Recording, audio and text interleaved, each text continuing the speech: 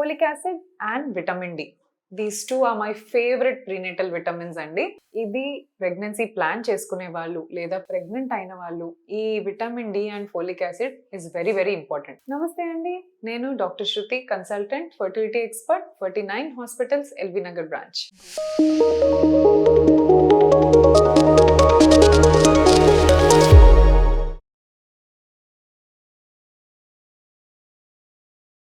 Folic acid గురించి చాలా మందికి తెలుసు. సో ఫోలిక్ యాసిడ్ అనేది you have to start taking at least 3 months before planning your pregnancy. For example, you want to conceive in January or February, so you start in October or November. So ఒక 3 months ముందే మనం start చేసుకోవాలంట folic acid intake.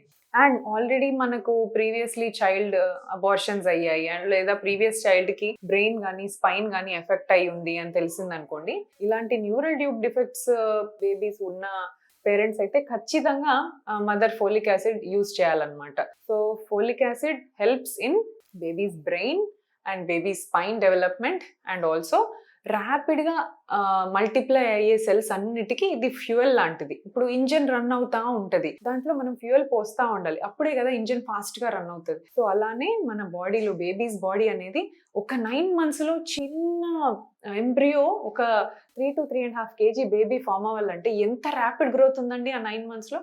So ఇంత గ్రోత్కి మనకు stores adequate fuel కావాలి. DNA form కావాలన్నా, divide కావాలన్నా, సెల్స్ డివైడ్ కావాలన్నా ఫోలిక్ యాసిడ్ చాలా ఇంపార్టెంట్ అనమాట. సో ఫోలిక్ యాసిడ్ మర్చిపోకుండా తీసుకోండి. And next vitamin D. Cardiac stroke వచ్చిందా, విటమిన్ డి అయి ఉండొచ్చు. బ్రెయిన్ ప్రాబ్లం వచ్చిందా, విటమిన్ డి అయి ఉండొచ్చు.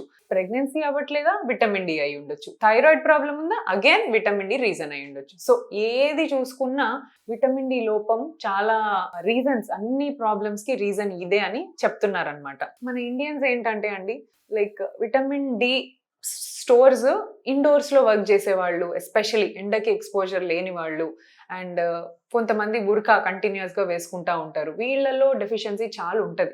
ఎస్పెషలీ ఫీమేల్స్ అండి, ఎవరికి టెస్ట్ చేసిన ఇండియన్ పాపులేషన్ లో అరౌండ్ 30% 40% విటమిన్ డి డెఫిషియంటే ఉంటారు. సో ఇంత కామన్ ఉన్న డెఫిషియన్సీని మనం ఖచ్చితంగా అడ్రస్ చేయాలి. సో ప్రెగ్నెన్సీ ప్లాన్ చేసేటప్పుడు oocytes అంటే ఎగ్స్ కానీ స్పర్మ్స్ కానీ కంపల్సరీ ఇంపార్టెంట్ కాబట్టి వీటి ప్రాపర్ డెవలప్మెంట్ కి, క్వాలిటీ ఇంప్రూవ్మెంట్ ఆఫ్ ద క్వాలిటీకి విటమిన్ డి అడిక్వేట్ గా తీసుకోవడం important. So vitamin D weekly courses ఉంటాయి, డైలీ కోర్సెస్ ఉంటాయి, లేదా ఒక single shot vitamin D injection తీసుకుంటే అట్లీస్ట్ ఒక 3 to 4 months కవర్ చేసేటట్టుగా ఇలా multiple sources of vitamin D ఉంటుంది అనమాట. సో మనం తీసుకునే ఫుడ్ లో కానీ డైట్ లో కానీ we don't get adequate vitamin D. And exposure to sun is the main thing for vitamin D. So sun exposure adequate ఉందనుకున్న వాళ్ళకి అండ్ ఏ టైంలో, మధ్యాహ్నం ఎనీ టైం సన్ ఎక్స్పోజర్ లో విటమిన్ డి బాగుంటుంది. కాకపోతే ఎర్లీ మార్నింగ్ ఏంటంటే we don't have the rays directly falling on our skin. So UVA, UVB ఇవన్నీ కాకుండా కొంచెం విటమిన్ డి కొంచెం ఎక్కువ అవైలబుల్ అయ్యే chances early mornings or evenings exposure లో బాగుండొచ్చు.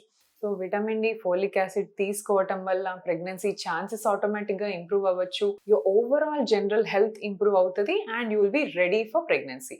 Thank you so much.